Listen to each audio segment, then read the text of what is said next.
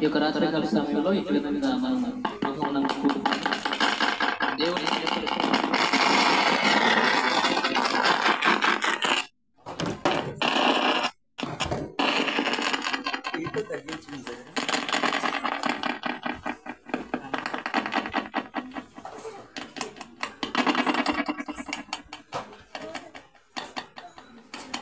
TWS.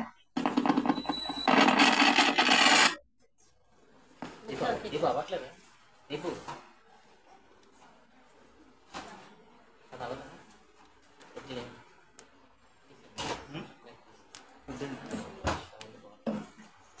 బాగా వస్తుంది పర్లేదు ఇది హలో హలో చూడండి చూడండి hello hello hello hello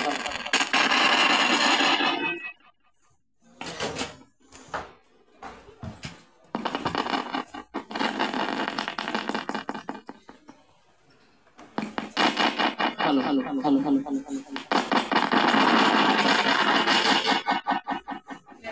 hello direct గానే వాల్యూమ్ తగ్గించేస్తుంది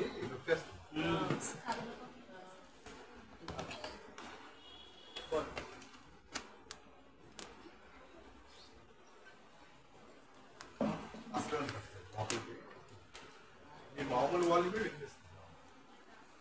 రాత్రికాల సమయంలో ఇటు విధంగా మనం కూడి దేవుని మహిమపరుస్తూ వచ్చిన ప్రతి ఒక్కరికి అదే యేసుక్రీస్తు మహాపరిశుద్ధ నామమున వందనాలు చెల్లించుకుంటున్నానండి.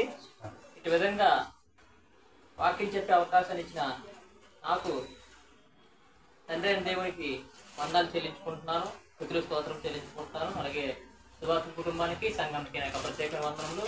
ఈ రాత్రికాల సమయంలో యేసుక్రీస్తు ప్రభు వారు చెప్పిన ఒక ఉపమానాన్ని రాత్రికాల సమయంలో మనం గుర్తు చేసుకుందాం. లోకాసు వార్త 15వ అధ్యాయము మనం చూసుకుంటే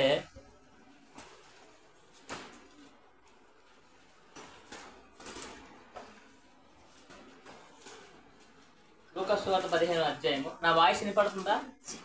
వినపడకపోతే చెప్పండి, గట్టిగా మాట్లాడుతుంది.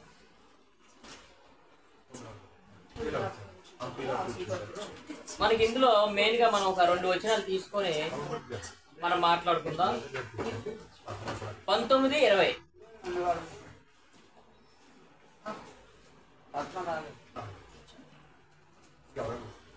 19, 20 ఈ 2 వచనాలు ఒకసారి మీరు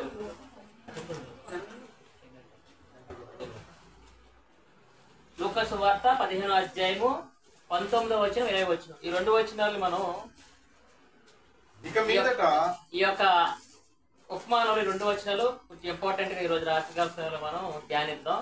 చదవండి బ్రదరు. ఇక మీదట నీ కుమారుడనని అనిపించుకొనుటకు యోగ్యుడను కాను, నన్ను నీ కూలి వారిలో ఒకనిగా పెట్టుకొనమని అతనితో చెప్పుదుననుకొని లేచి తండ్రి యొద్దకు వచ్చాను. కొడుకు తండ్రి కొడుకుల యొక్క మానసిక పరిస్థితులు అన్నమాట. ఈ యొక్క అధ్యాయంలో మనం గమనిస్తుంది, కొడుకు చెప్పుకుంటున్నాడు, ఇక మీదట నీ కుమారుడని అని పిలుచుకొనుటకు యోగ్యును కాను. అంటే నీ కుమారుని నీ కొడుకుని అని పిలుచుకోవడానికి యోగ్యుని కానంటే అక్కడ కొడుకు కుమారుడైన వాడు ఏదో తప్పు చేసి ఉంటాడు. తండ్రికి వ్యతిరేకంగా ఏదో వ్యతిరేక పనులు ఏదో చేసి ఉంటాడు అన్నమాట. దాన్ని బట్టి ఏంటవుతుందంటే తనలో తాను పశ్చాత్తాపడతాడు అన్నమాట.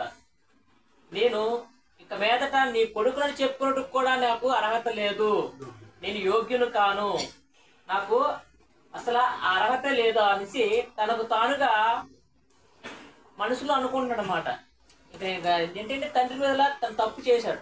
చాలా మంది మనం అనుకుంటుంటాం, ఇద్దరి మధ్య ఏదైనా జరిగినప్పుడు ఒకవేళ ఈ తప్పు మనం ఏదైనా తప్పు చేసి ఉంటాయేమో అన్న భావనలో ఉన్నప్పుడు అవసరంగా తప్పు చేశాను, అతనికి ఎలాగ మొక్కం చూపించుకోవాలి, నేను అలాగే ఎలాగ నేను మాట్లాడాలి, అతను ఎలాగ పలకరించాలి, ఒక ముఖాముఖం చూసుకున్నప్పుడు ఆ ముఖాన్ని నేను ఎలాగ ఎదుర్కోవాలన్న ఆలోచన మన హృదయంలో వచ్చినప్పుడు మనం అలాగే ఆలోచిస్తుంటాం అన్నమాట. అదే విధంగా ఇక్కడ ఉన్న ఒక కుమారుడు ఏం చేస్తుందంటే, నేను యోగ్యుడు కాదంటే తండ్రి గారిలో ఏదో తప్పు చేసి ఉండొచ్చు. మనం ముందుకెళ్ళి మనం తెలుసుకుందాం.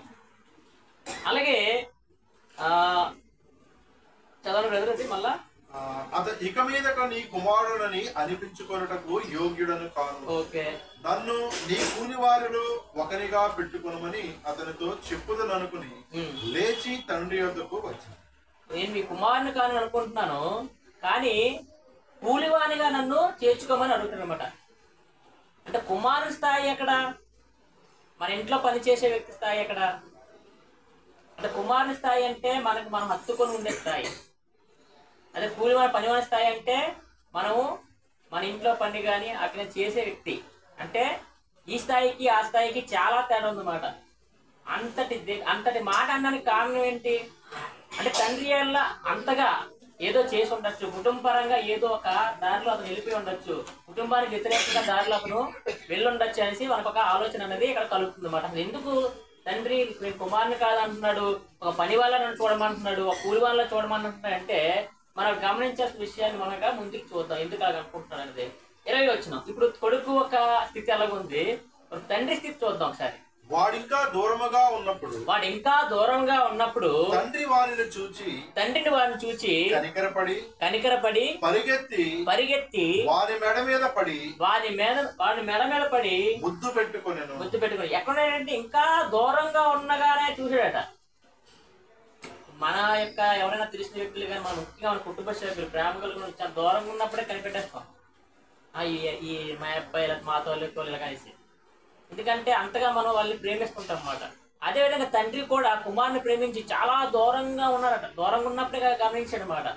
అంటే ఇది చాలా దూరంగా ఉండి గమనించాడంటే కుమారుడు వెళ్ళి చాలా రోజులు అయిపోయింది, కానీ తండ్రి కంట్లో మాత్రం అలాగా ఆ ఇమేజ్ అన్నది ఇంకా ఉన్నది. మనం కూడా చాలా దూరంగా వెళ్ళినప్పుడు కూడా కుటుంబ సభ్యులు కానీ కుమారులు కానీ మనం చాలా ఏంటంటే ఇంకా మన కళ్ళ ముందు ఆడుతున్నట్లు పెద్ద పెద్దలు అంటుంటారు, ఇంకా మా కళ్ళ ముందు ఆడుతున్నారండి పిల్లలు, వాళ్ళు విదేశాల్లో ఉన్నారండి, అది మాకు దూరంగా ఉన్నారండి, ఇంకా ఇంట్లో ఉన్నట్లే ఉన్నారండి అనేసి మనం కూడా చాలాసార్లు మనం వింటుంటాం మాటలు.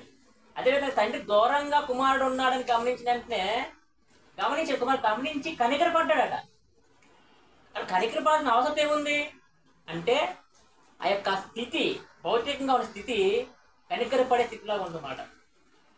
నా దగ్గర ఉన్నప్పుడు ఒక రాజకుమారులో ఉన్న ఒక వ్యక్తి తిరిగి చూసేటప్పటికి కనికరపడే స్థితిలో ఉన్నాడంటే తండ్రి ఎంతగా అంటే ఏదో జరిగింది కుటుంబంలో, ఆ కుటుంబంలో ఏదో జరిగింది, దాన్ని బట్టి దూరంగా చూడగానే ఫస్ట్ ఆనందపడ్డాడు, తర్వాత కనికరపడ్డాడు. అయ్యో ఇలాగైపోయిన కుమారుడు ఇలాగైపోయాడు ఏంటి అంటే తన యొక్క భౌతికమైన స్థితి అంటే డ్రెస్లో కానీ తన యొక్క తలలో కానీ తన యొక్క మొఖాలు కానీ లేకపోతే నీరసించిపోవడం కానీ బలహీన పడడం కానీ ఇవన్నీ చూసినప్పుడు ఏంటవుతుంది, మన పిల్లలు మనం ఏం చేస్తాం సడన్గా వచ్చినప్పుడు ఎంత చిక్కిపోయేట్రా వంటి మన దగ్గర ఉన్నప్పుడు చాలా బాగానే ఉంటారు, కానీ హాస్టల్లోకి జాయిన్ చేసినప్పుడు కానీ విదేశాల్లోకి వెళ్ళినప్పుడు కానీ ఎవరికి వెళ్ళినప్పుడు చాలా చిక్కిపోయి వచ్చినప్పుడు ఏం తినట్లేదా, ఏం జరుగుతుంది, అసలు ఏం చూస్తున్నా మనసులో ఏమైనా బాధ పెట్టుకున్నావా అని మనం ఎలాగంటామో తండ్రి కూడా చూసిన వెంటనే సంతోషపడ్డాడు, కానీ కనికరపడ్డాడు. దూరంగా కూడా గమనించాడు, కుమారుడు నాకు వస్తున్నాడు అంటున్నాడు, కానీ కనికరపడ్డాడు. అంటే భౌతికమైన స్థితి అతను చూసి అది బాధ పెట్టింది అన్నమాట. అదేవిధంగా అక్కడ పరిగెత్తుకొని పోయి మెడ మీద పడి ముద్దు పెట్టుకున్నాడు అన్నమాట, కుమారుడు హత్తుకున్నాడు. మనం కూడా చాలా మంది దూరంగా ఒకేసారి వచ్చినప్పుడు ఏం చేస్తుంటాం, వాళ్ళు హత్తుకొని వాళ్ళు ప్రేమించి వాళ్ళు ముద్దాడి చక్కగా వాళ్ళని మనం ఇంట్లోకి తీసుకెళ్తాం అన్నమాట.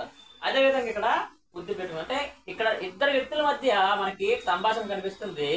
ఇద్దరు వ్యక్తులు కూడా చాలా ప్రేమ కలిగి ఉన్నారు, చాలా కుటుంబ బాధ్యత కలిగి ఉన్నారు. వారిద్దరిని గమనిస్తున్నాం. ఒకరు నీ కుమారుని కాకపోయినా పని వాళ్ళైనా సరే ఇంట్లో ఉండాలి అని ఒక ఆలోచనతో కుమారుడు వస్తున్నాడు. నువ్వు ఎంత దిగజారి పడిపోయినా, నీకు మానసిక పరిస్థితి పడిపోయినా, ఒక భౌతికంగా కూడా నువ్వు ఎందుకు పనికిరాని వాళ్ళ ఉన్నా సరే కనికరపడి నేను చేర్చుకుంటాననే హత్తుకుంటాననే ప్రేమను చూపించి ఒక తండ్రిని మనం ఇక్కడ చూస్తున్నాం. అసలు ఏంటి భాగం అంటే మనం గమనిస్తే చాలా మంది చాలా అసలు వినవినదే తప్పిపోయిన కుమారుడు అనే ఉపమానాన్ని మనం ఈరోజు రాత్రికాల సమయంలో చెప్పుకుంటాం. ఈ యొక్క 2 వచనాలు చాలా ఆలోచింప కలిగి చేసే వచనాలు అన్నమాట. అందుకే ఇవి ఇంపార్టెంట్ వచనాలు చెప్పామాట. అయితే మనము 15వ అధ్యాయము 11వ వచనం నుండి ఈ యొక్క ఉపమానం అనేది స్టార్ట్ అవుతుంది. మరియు ఆయన ఇట్లనేను, ఒక మనుషుడికి 2 కుమారులు ఉంటారు. ఇప్పుడు ఎవరైతే చదువుకున్నామో ఆ తండ్రికి 2 కుమారులు, ఒకడు పెద్దవాడు, ఒకడు చిన్నవాడు అన్నమాట. వారిలో చిన్నవాడు తండ్రి ఆస్తిలో నాకు వచ్చు భాగం ఇమ్మని వచ్చి భాగం ఇమ్మని తన తండ్రిని అడుగగా అతడు వారికి తన ఆస్తిని పంచిపెట్టాను. అతని తండ్రి కుటుంబంలో చాలా సార్లు కూడా మనకి కలిగేవి ఒక ఎక్కువ సంతానం కలిగి ఉంటే ఒకవేళ సింగిల్ గా ఉన్నా సరే ముఖ్యంగా వచ్చే సమస్య ఏంటంటే ఆస్తి. ఎప్పుడు వస్తుందంటే ఒక ఎదుగుదలకు వచ్చే సమయంలో, తనకు తానుగా బతకాలని ఒక ఆలోచన వచ్చే సమయంలో ఇలాంటి ఆలోచనలు వస్తాయి అన్నమాట, ఆస్తిని పంచిపెట్టమని. కాబట్టి తండ్రి కూడా ఏం అనలేదు. తండ్రి కూడా ఏం చేశాడంటే చక్కగా ఓకే నేను సంపాదించినంత మీకే కదా అనేసి చక్కగా తన భాగాన్ని తనకి ఇచ్చి వేశాడు అన్నమాట. నెక్స్ట్ కొన్ని దినములైన తరువాత ఆ చిన్న కుమారుడు సమస్తమును కూర్చుకొని దూరదేశమునకు ప్రయాణమైపోయి అచ్చట తన ఆస్తిని దుర్వ్యాపారం వలన పాడు చేసింది. అంటే తన ఆస్తిని ఇచ్చాడు, భూములు ఇవ్వచ్చు, ఇల్లులు ఇవ్వచ్చు, పశువులు ఇవ్వచ్చు, అన్ని ఇవ్వచ్చు. వీటన్నింటిని ఏం చేశాడంటే మొత్తం చక్కగా అమ్మి వేసుకొని, మరి ఇవన్నీ పట్టుకెళ్ళాడు కదా ఎక్కడికైనా, ఇవన్నీ పట్టుకెళ్ళాడు. అవన్నీ కూడా ఏ రూపంలో మార్చి ధన రూపంలో మార్చుకొని వేరే దేశానికి వెళ్ళిపోయాడు అన్నమాట. వేరే దేశానికి వెళ్ళిపోయి యవ్వనంలో ఉన్న వ్యక్తి, తన చేతిలో డబ్బు ఉంది, అప్పటి వరకు చాలా బాధ్యత లేని తత్వంలో ఉన్న వ్యక్తి తన చేతిలో ఒక అమౌంట్ డబ్బులు ఎంత ఉన్నప్పటికీ ఏం చేస్తారు? అసలే యవ్వనంలో ఉన్న వ్యక్తి ఏవైతే వ్యసనాలు ఉంటాయో లోకంలో ఆ వ్యసనాలన్నిటికి కూడా తన బానిస అయిపోయాడు. డబ్బుంటే చుట్టుపక్క ఉన్న వారందరూ కూడా వచ్చి ఏం చెబుతారు? స్నేహితులు అవుతారు అన్నమాట. దేని విషయంలోనే? చెడు విషయంలో, మంచి విషయంలో ఉంటారు. దేశం వెళ్ళిపోయాడు. తన ఉన్న డబ్బులతో చాలా చాలా అందంగా మంచి వస్త్రాలతో, ఖరీదైన వస్త్రాలతో, అలాగే ఏం కావాలంటే అవి డబ్బులు తీసుకుంటూ చూస్తారు. చక్కగా ఇద్దరికి ఎక్కువ డబ్బులో ఇట్లా మనం ఫ్రెండ్షిప్ చేయొచ్చు. వాళ్ళతో ఫ్రెండ్షిప్ చేసినప్పుడు చక్కగా ఆ డబ్బు అంతా కూడా దుర్వాసన, అంటే ప్యాకెట్ అయి ఉండొచ్చు, మందాట అయి ఉండొచ్చు, వ్యసనాలకు పోవచ్చు. ఇవన్నీ కూడా తను లోన్ అయిపోయాడు. ఎందు నిమిత్తం అంటే 1 యవ్వనము, 2 ధనం, 3 కుటుంబం యొక్క నీడ లేకపోవడం, పెద్దల బాధ్యత లేకపోవడం. వెళ్ళిపోయాడు, వేరే దేశానికి వెళ్ళిపోయాడు. కుటుంబాన్ని వదిలేశాడు, తన కన్న తల్లిని వదిలేశాడు, తన ఇంటిని వదిలేశాడు, తన ఊరిని వదిలేశాడు, తన దేశాన్ని వదిలేశాడు. వెళ్ళిపోయాడు ధనం పట్టుకొని. మొత్తం కూడా ఏంటైంది? వ్యసనాలకి బానిస అయిపోయి అక్కడ కుమారుడు నశించిపోతున్నాడు అనమాట. మొత్తం దురాసులకు పాడి చేసి మొత్తం ఏదైతే ఆస్తితో పట్టుకెళ్ళాడో తన తండ్రి, తన ముత్తాతలు కష్టపడిన మొత్తం ఆస్తిని మొత్తం కూడా ఏం చేశాడంటే తనకు వచ్చిన ఆస్తి మొత్తం వాటాన్ని కూడా పాడు చేశాడు. అదంతయు ఖర్చు చేసిన తర్వాత ఆ దేశమందు గొప్ప కరువు రాగా, చూడండి ఇక్కడ మనం అదంతా ఖర్చు చేశాడు, డబ్బులన్నీ అయిపోయి ఒకవేళ అక్కడ చిన్న ఉద్యోగం చేసి అక్కడ బతికోవచ్చు తండ్రి దగ్గర రాకంట. కానీ దేవుడు చాలా తెలివైన వాడు అనమాట. ఎవరికి ఎలా బుద్ధి చెప్పాలో అలా బుద్ధి చెప్తాడు. ఏం జరిగింది?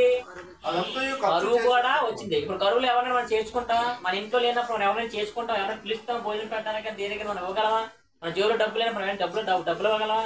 ఇవ్వగలం. అలాంటి స్థితిని దేవుడు కలుగు చేశాడు అక్కడ. అంటే ఎంత చక్కగా రాయబడి చూడండి, ఎంత చక్కగా రాయబడిందంటే మొత్తం ఆస్తినంతా నాశనం చేశాడు. ఒకవేళ నేను ఎవరో కష్టపడి పని చేసుకుని నాకు ఎవరో ఉంది, బలం ఉంది కాబట్టి పని చేసుకుని నేను నా యొక్క జీవనాన్ని గడిపేద్దామని అనుకున్నా సరే దేవుడు అక్కడ ఏం చేశాడంటే ఆ దేశానికి కరువుని కలుగు చేశాడు అన్నమాట. ఆ కరువుని కలుగు చేసినప్పుడు వాడు ఇబ్బంది పడసాగి, అంటే ఎవరిని కూడా ఎప్పుడు కూడా మనము ఎవరినైనా ఎప్పుడైనా మనం చాలా చక్కగా మనము చూసుకోవాలన్నమాట. చూడండి, డబ్బు ఉందని మొత్తం అందరూ ఎప్పుడైతే ఉన్నారో వాళ్ళందరూ కూడా ఈ దగ్గర డబ్బులు అయిన వెంటనే అందరూ కూడా విడిచిపెట్టేశారు. అదేవిధంగా ఆ దేశానికి కరువు గొప్ప కరువు అంటే మామూలు కరువు కాదు, గొప్ప కరువు. అంటే తినడానికి కూడా తిండి లేని స్థితిలో ఉన్నట్టుందన్నమాట. కరువు రాగా వాడు ఇబ్బంది పడసాగి వెళ్ళి ఆ దేశస్తులలో ఒకరి చెంత చేరను. ఆఖరికి అతనికి ఒక గృహం అనేది దొరికిందన్నమాట. తను బతకడానికి ఒక గృహం అనేది ఒకరి చెంత అనేది చేరడం జరిగింది. అతడు పందులను మేపుటకు తన పొలంలోనికి వారిని పంపెను. చిన్న పని దొరికింది. ఆ పందుల్ని మేపడానికి వారికి ఆ పని దొరకడంతో అతన్ని ఆ పందులు మేపమని ఆ యజమాని ఆ కుమారుణ్ణి పంపించి వేశాడు అనమాట. వాడు పందులు తిని పొట్టుతో తన కడుపు నింపుకొని ఆశపడిన గాని ఎవడునూ వానికి ఏమీ ఇవ్వలేదు. ఆఖరికి పందులకు పెట్టే పొట్టు అంటే పందులకు పెట్టే ఆహారాన్ని కూడా తినడానికి ప్రయత్నించాడు కానీ అది కూడా వాడికి ఇవ్వలేదు అన్నమాట. ఒక ఆహారం తింటే ఎవరిలో అరిగిపోద్ది, బతికేద్దాం, ఇంకెలా అవసరం లేదు అనుకోండి. కానీ దేవుని యొక్క ప్రణాళిక అది కాదు. తిరిగి ఆ కుమారుణ్ణి తండ్రి యొద్దకి చేర్చాలి, తిరిగి ఆ కుటుంబానికి ఆ కుమారుణ్ణి పంపించాలని దేవుని యొక్క ప్రణాళిక అక్కడ మనకు కనిపిస్తుంటది అన్నమాట. కాబట్టి పట్టు తిందామన్నా, ఆ పందుల యొక్క ఆహారాన్ని తిందామన్నా సరే, ఆశపడినా సరే ఆ కుమారుడికి అది కూడా దొరకకుండా పోయిందన్నమాట. అయితే బుద్ధి వచ్చినప్పుడు, ఎప్పుడు బుద్ధి వస్తుంది? మన ఇంట్లో చిన్న చిన్న అలగలగలు ఉన్నప్పుడు నేను అన్నం తిన్నాను ఇచ్చేయను అంటారు. కానీ ఎప్పుడు బుద్ధి వస్తుంది? బాగా ఆకలేసినప్పుడు, మధ్యరాత్రి ఆకలేసినప్పుడు సైలెంట్గా లేచి తినేస్తాం కదా. అంటే ఆకలేస్తే మనిషికి బుద్ధి వస్తుంది. మంచి ఆరోగ్యం ఉన్నప్పుడు ఎవరికి బుద్ధి రాదు. అనారోగ్యం వచ్చింది అనుకోండి, అప్పుడు విలువ అనేది తెలుస్తుంది అన్నమాట. ఆరోగ్యం ఉన్నప్పుడు ఎప్పుడు కూడా మనకి ఏమీ తెలియవు. సమృద్ధిగా అన్నీ కూడా మనకి ఉన్నప్పుడు ఏమీ కూడా మనకు తెలియదు. ఏమైనా తెలిస్తాయా? ఏమి ఎవరికైతే తెలియదు. ఎందుకంటే సమృద్ధిగా ఉంది. ఇప్పుడు తినడానికి తిండి ఉంది. ఇప్పుడు ఆకలేసింది అనుకోండి, ఫ్రిడ్జ్ లోనే ఏదో ఉంటుంది, లేకపోతే నా జేబులో డబ్బు ఉంది, బయటకు వెళ్ళి కొనుక్కొని తినగలను, చేయగలను. అలాగే ఈ యొక్క చిన్న కుమారుడు కూడా ఏం చేశాడంటే తన దగ్గర ఉన్న డబ్బులు ఉన్నంత వరకు కూడా ఖర్చు పెట్టి తినేసాడు. తన దగ్గర డబ్బులు ఉన్నంత వరకు చాలా చక్కగా ఖర్చు పెట్టి తినేసాడు. కానీ ఎప్పుడైతే తినడానికి కూడా తిండి లేదో, ఆఖరికి పందులకు పెట్టే పొట్టు కూడా లేదో, అప్పుడు అతనికి బుద్ధి కలిగిన మాట. అప్పుడు గుర్తొచ్చాడు తండ్రి. చూడండి అక్కడ 17వ వచనం. అయితే బుద్ధి వచ్చినప్పుడు వాడు, నా తండ్రి యొద్ద ఎంతో మంది కూలివాండ్రకు అన్నము సమృద్ధిగా ఉన్నది, నేనైతే ఒక్కడు ఇక్కడ ఆకలితో చచ్చిపోతున్నాను. ఏంటవుతుందంటే, నా తండ్రి దగ్గర అనేకలైన కూలోలికి ఆహారం సమృద్ధిగా అక్కడ దొరికేది. ఎందుకంటే అతను కళ్ళారా చూశాడు. తన తండ్రి పెట్టే ఆహారాన్ని పనులకి తన కళ్ళారా చూసాడు అన్నమాట. సమృద్ధిగా తినేవారు. కానీ ఇప్పుడు ఏంటవుతుందంటే, ఈ కుమారుడికి ఇక్కడ ఆహారం అనేది దొరకకుండా పోయింది. అప్పుడు గుర్తొచ్చినమాట తండ్రి. నా తండ్రి అక్కడ అనేక మంది పనులకి ఆహారం పెట్టాడు, అలాంటి వ్యక్తి నుండి నేను దూరం అయిపోయి, అలాంటి కుటుంబం నుండి దూరం అయిపోయి, ఇలాంటి పందులకు పెట్టే పొట్టును కూడా నేను సంపాదించుకున్న స్థితిలో వెళ్ళిపోయానంటే నేను ఎంత దరిద్రుణ్ణి. అందుకే ఆ 19వ వచనంలో అంటాడు, నేను నీకు కుమారుడిగా ఉండడానికి కూడా యోగ్యుని కాను, అర్హత కాను. ఎందుకంటే నీ ఆస్తిని అంతా నేనేం చేశానంటే పాడు చేశాను. నీ ప్రేమని నేను దూరంగా వెళ్ళిపోయాను. మా యొక్క గృహం ఇంటి నుండి దూరంగా వెళ్ళిపోయాను. మన ఊరి నుండి దూరంగా వెళ్ళిపోయాను. నా దేశం నుండి దూరంగా వెళ్ళిపోయాను. నాతో పాటు పెరిగిన నా అన్నయ్యని కూడా దూరం చేసుకున్నాను అన్న బాధ ఎప్పుడు కలిగిందంటే, తన కడుపుకి ఆకలేసి తినడానికి కూడా తిండి లేనప్పుడు కనీసం పందులకు పెట్టే పట్టు ఎలా ఉంటుందండి? మీరు గేదెలు కానీ పందులు కానీ పెట్టినప్పుడు ఆహారం ఎలా ఉంటుంది? మంచి వాసన వస్తుందా? మనం కడుక్కొని మొత్తం ఏదైతే కడుగంతానా అట్లకి వేస్తాం ఆహారం. పందులు పట్టు చూడండి, వాసన అసలు పందులనే స్మెల్ చూడలేం, దాని ఆహారం అసలు స్మెల్ చూడలేం. కానీ అలాంటిది కూడా తినడానికి సిద్ధపడిపోయాడు. కానీ అది కూడా కొన్ని సమయాల్లో దేవుడు ఎంతగానో మనల్ని ప్రేమిస్తాడు.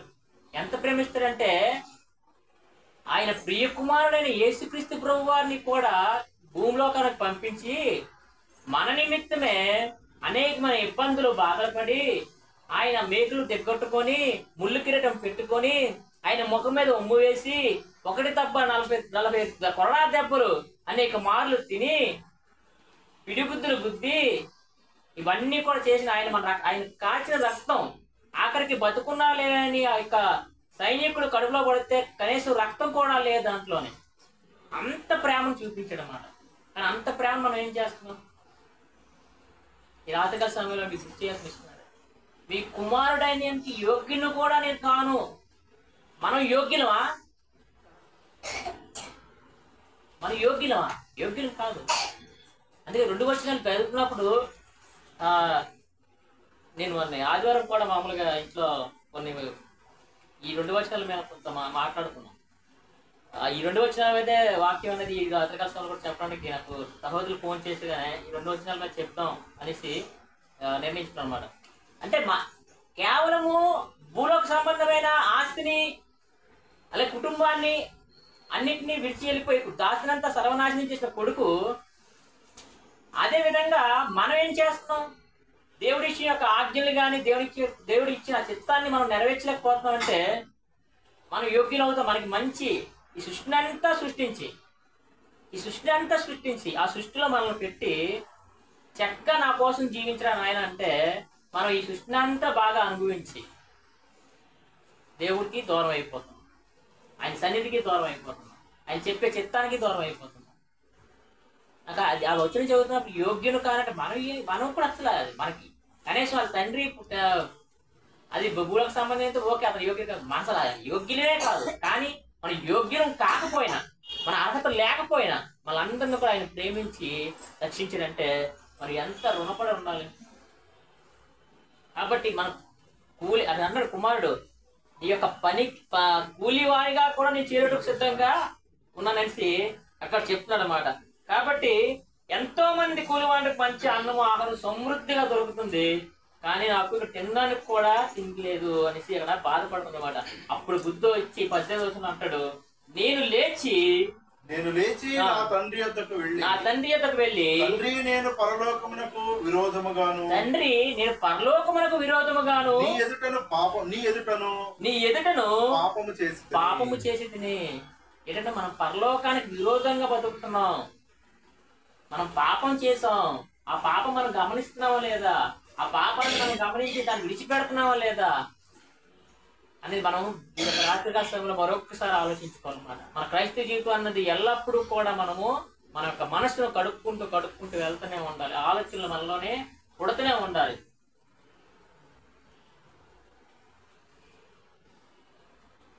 ఈ ఆదివారం ఆశీర్వాద సంఘంలో మెసేజ్ చెప్పడం చూశారు. ప్రకటన గ్రంథం 2వ అధ్యాయం 15వ వచనంలో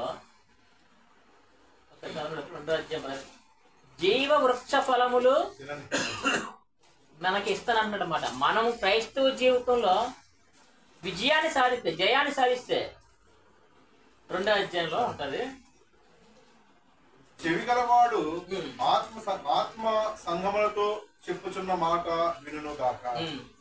జయించువానికి దేవుని పరదైసులో ఉన్న జీవ వృక్ష ఫలములు భుజింపనిచ్చును. జయించువానికి అంశం మీద మాట్లాడాను. జయించువానికి నేను 8 అంశాలు మాట్లాడాను దానిలోనే. అంటే జయించువానికి అంటే ఈ క్రైస్తవ జీవితాన్ని మనం జయించాలంటే దేవుని చిత్తానుసారంగా మనం నడవాలి. ఈ రోజు ఆదివారం ప్రార్థనకు వచ్చాను, లేకపోతే ఈ యొక్క గృహకోటలో నేను ఉన్నాను, లేకపోతే ఒక ఇంట్లో నేను ప్రార్థన చేసుకున్నాను, లేకపోతే ఒక మంచి కార్యాలు చేశానంటే అప్పటితో అయిపోదు కాదు.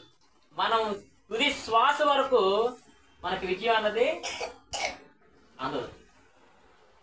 ఆ చివరి క్షణం వరకు నువ్వు ఒకవేళ ఆ చివరి క్షణంలో కూడా నువ్వు దేవునికి వ్యతిరేకంగా ఉన్నావు అంటే నీకు విజయం అన్నది అందదన్నమాట. క్రికెట్ చూసుకున్నాను 300 పరుగులు కొట్టాలనుకో 299 పరుగులు కొడితే విజయం రాదు.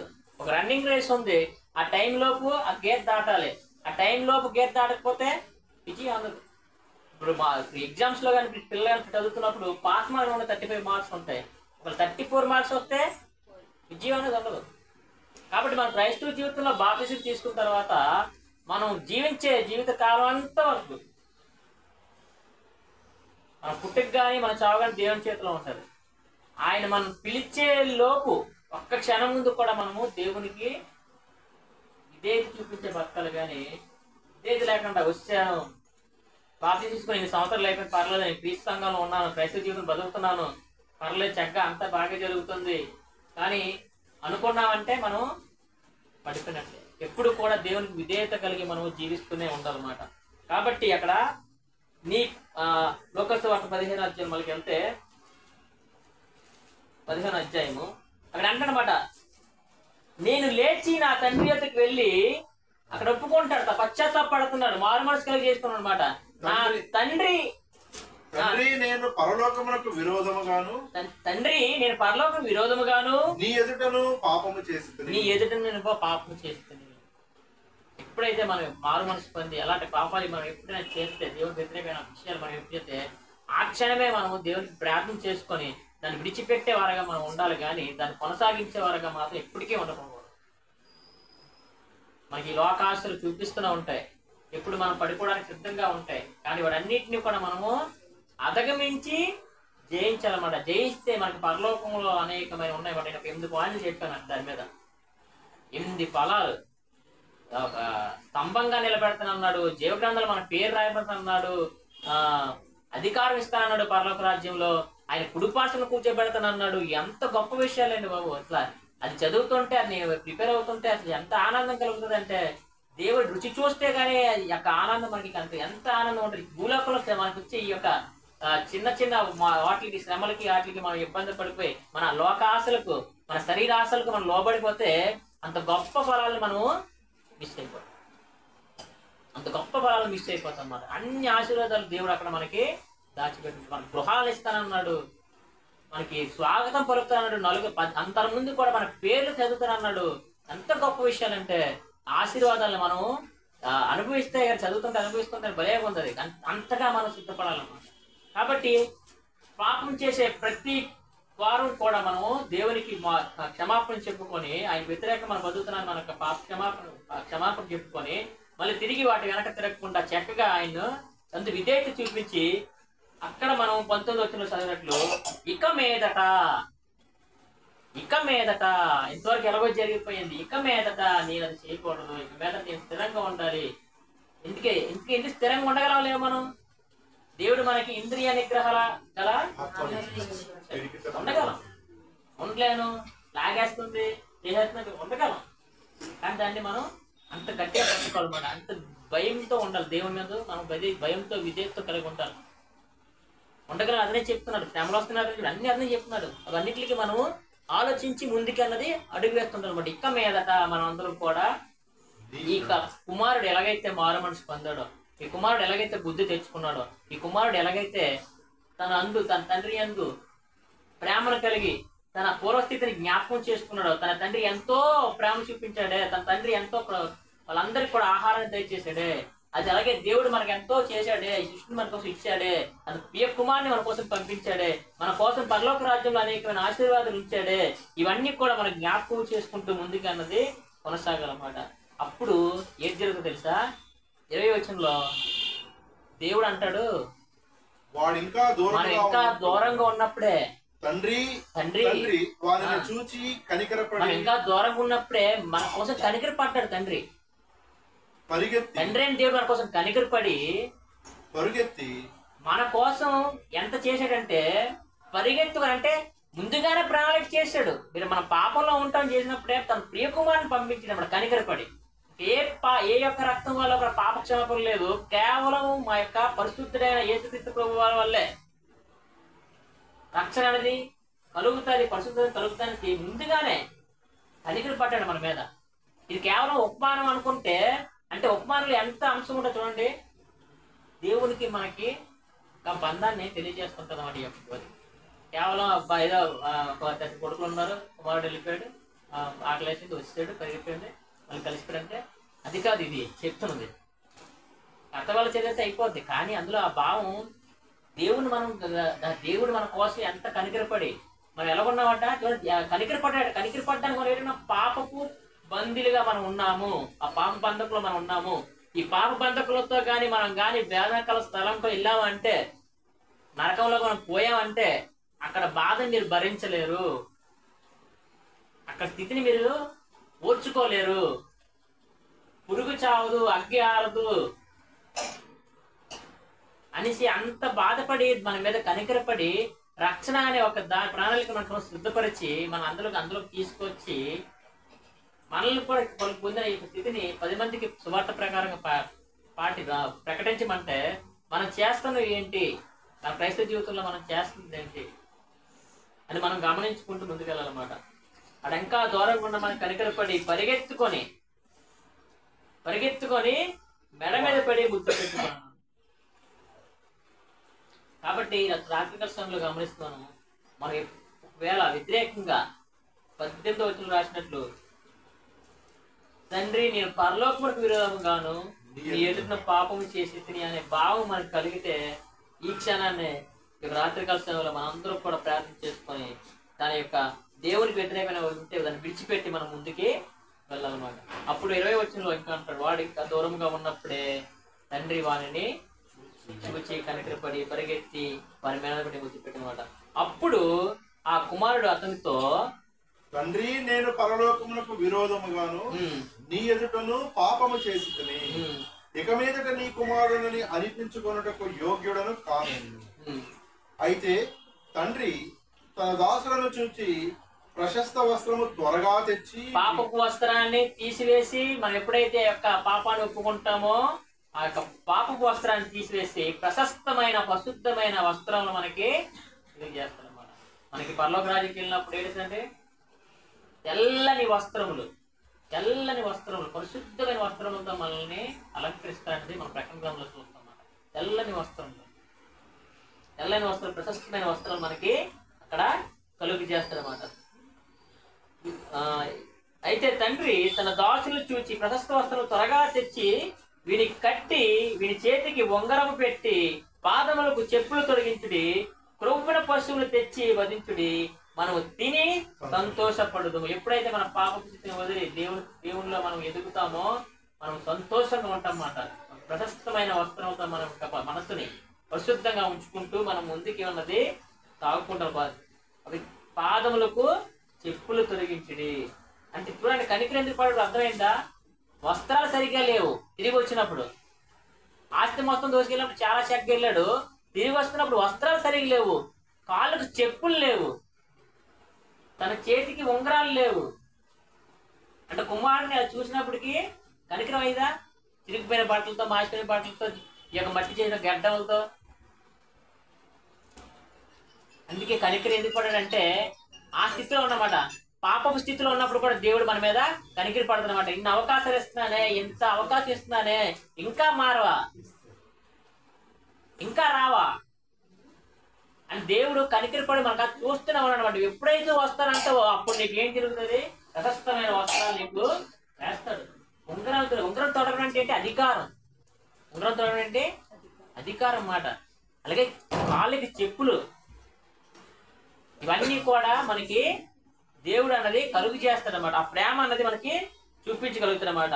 అదే కాకుండా మనకి సంతోషపడమాట. మంచి ఆహారంతో దాసుని పిలిచాడు. పిలిచి అక్కడ కొవ్విన 22వ వచనంలో, అయితే తండ్రి తన దాసులు చూచి ప్రశస్త వస్త్రము త్వరగా తెచ్చి వీడికి కట్టి, వీడి చేతికి ఉంగరం పెట్టి, పాదములకు చెప్పులు తొలగించుడి, క్రొవ్విన పశువును తెచ్చి వధించుడి, మనం తిని సంతోషపడదాము. ఎవరైనా చెప్పగలరు? ఆస్తిని మొత్తం నాశనం చేసి, తనకి ఇచ్చిన ఈ సృష్టిని నాశనం చేసి, తనకిస్తున్న ఈ జీవితాన్ని నాశనం చేసుకొని మళ్ళీ తిరిగి అక్కడ ఏమీ లేదు నన్ను చేర్చుకో అన్నా సరే ఎవరు చేసుకుంటారు చెప్పండి? ఉపమానం కాబట్టి ఇలా ఉంది. ఎంతో ప్రేమ కలిగితే మేము ఎక్కడో జరగఉండొచ్చాము 1% ఏమో లేదు, కానీ దేవుడు తప్ప ఇంకెవరు చేయగలరండి ఇలా? మన జీవితాలు మనకు తెలుసు, ఎవరి జీవితాలు తెలుసు. బయటికి కనిపించే జీవితాలు మనకు కావు. కాబట్టి ఈ రాత్రికాల సమయంలో మనం సంతోషపడాలంటే ఆయనకు వ్యతిరేకమైన ఏమైనా ఉంటే మనము విడిచిపెడతాయి. అది మనకి సంతోషాన్ని మనకి కలుగు చేస్తున్నాడు. అప్పుడు చెప్తాడు ఇక్కడ ఎలాగైతే తండ్రి చెప్తున్నాడో పరలోక రాజ్యంలో మనకి ఎలా చెప్తాడు అన్నమాట తండ్రి అందరి ముందు. ఈ నా కుమారుడు చనిపోయి మరలా బ్రతికాను, తప్పిపోయి దొరికినని చెప్పాను, అంతటా వారు సంతోషపడతారు. కుమారుడు చనిపోయాడు అప్పుడు కానీ మన పాప స్థితిని మనకి ఎప్పుడైతే చంపుకుంటామో మనం మరలా బతుకుతాం అన్నమాట. బాప్తిసం తీసుకొని మనం బతుకుతున్నాం. ఆ బాప్తిసిన బతుకుని దేవుళ్ళు ఎల్లప్పుడూ కూడా మారు మనసు పొందుతూ బతకాలి. ఏంటంటే ఈ కుమారుడు చనిపోయి మరలా బ్రతికను, తప్పిపోయి దొరికినని చెప్పును, అంతటా వారు సంతోషపడసాగమాట. అప్పుడు అతని పెద్ద కుమారుడు ఓన్లీ తండ్రి ఎంత కనికరం చూపించాడంటే మొత్తం ఆస్తిని నాశనం చేసినా సరే, తనకున్న పేరుని నాశనం చేసినా సరే, ఊళ్ళో చాలా మంది తిరుగుతుంటారు కదా, ఎన్నో మాట్లాడతారు కదా, ఈ సరిగ్గా పెంచలేదు, తండ్రి ఏం చేయించారో, తల్లిదండ్రులు ఏంటంటే ఇదే పెంపకం అని ఉంటారు కదా. మాట్లాడే పడుతుంది మనకి తండ్రి కూడా. మన భూమి మీద ఎంతమంది దేవుని దూషిస్తున్నారు కదా, భూమి మీద చాలా మంది దేవుని దూషిస్తున్నారు. అయినా సరే మాట్లాడడం పడుతున్నాడు ఎవరి కోసం? మన కోసం. మనం ఇంకా మారాలి, ఆయన చేతుల్లోకి మనం వెళ్ళాలని ఎప్పటికీ కూడా ఆయన ఎప్పుడు కూడా కనికరపడే దూరంగా ఉన్నప్పుడే ఆయన కనికరపడి మనకి ఆహ్వానిస్తూ ఉండడం. ఆ స్థితిని మనము గమనించాలి. నీ పరలోకానికి నీకు వ్యతిరేకంగా ఉన్నావు, నీ చిత్తానికి వ్యతిరేకంగా ఉన్నావు అని అక్కడ రాత్రిక స్థంలో మనందరం కూడా ఆలోచించుకొని ఆయనకి కనికరపడ్డాడు కాబట్టి మనము ఇక్కడ ఈ స్థితిలో ఉన్నాం. కాబట్టి మరి ఎక్కువగా మనము ఆయన యందు విశ్వాసంతో ముందుకి మనము కొనసాగించాలి. ఈ రాత్రికాల సమయంలో యొక్క 2 వచనాలు కూడా ఈ ఉపమానాన్ని మీ హృదయంలో పెట్టాను. మనం అందరం కూడా ఆలోచించుకొని మంచి నిర్ణయాలు తీసుకొని దేవుని యందు మరెక్కువగా పరిశుద్ధంగా ఆయన చెప్పిన చిత్తానికి మనం ఇదే చూపుతూ మన ముందుకి వెళ్ళాలనేసి ఈ రాత్రికాల సమయంలో మిమ్మల్ని అందరినీ కోరుకుంటూ హెచ్చరించుకుంటూ ఈ యొక్క అవకాశాన్ని ఇచ్చిన తండ్రి దీనికి అందరూ చెల్లించు స్తోత్రాలు చెల్లించుకుంటూ ఈ అవకాశం ఇచ్చిన కుటుంబానికి, కుటుంబానికి సంఘం ప్రత్యేక వందనాలు చెల్లించుకుంటూ ఈ యొక్క మాట్లాడుతుంది.